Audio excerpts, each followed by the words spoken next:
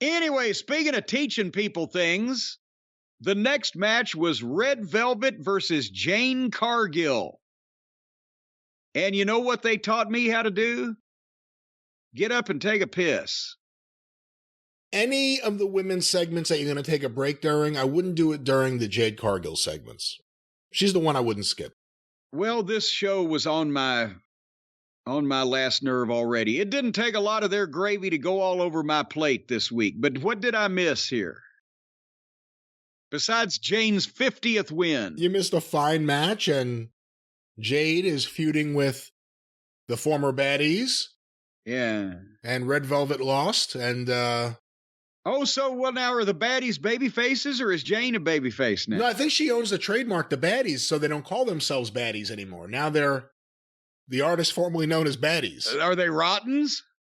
They're the Rottens. But I'm asking, but which side are we supposed to be on? We supposed to be on the former baddies because they got tired of being treated as flunkies, or are we supposed to be on Jane's because they stabbed her in the back? I think Red Velvet and Kiera Hogan are supposed to be the baby faces because Jade acts like Jade and she's a heel. But then after Jade won, she brought her daughter in the ring, and who celebrates with their kids but a baby face?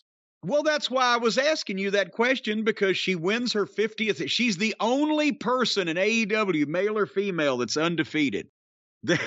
Tony decided he's going to do an undefeated streak, and he did it with the fucking Jade Cargill.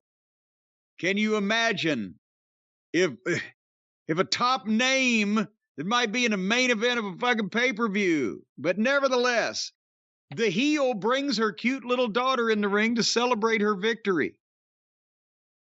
So she's the best mother heel we've ever. I don't know what the fuck's going on here.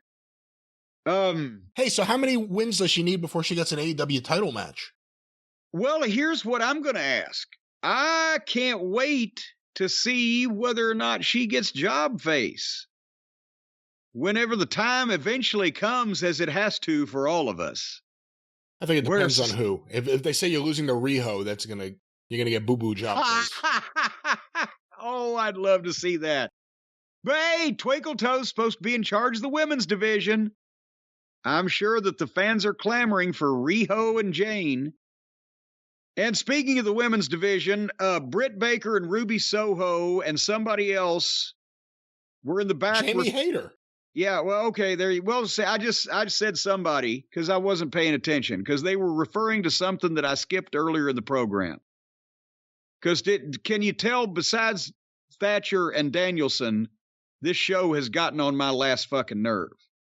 Again, I'm going to say, because I've been complimenting them for several weeks, for maybe 2 months I've said I enjoyed the program, by and large.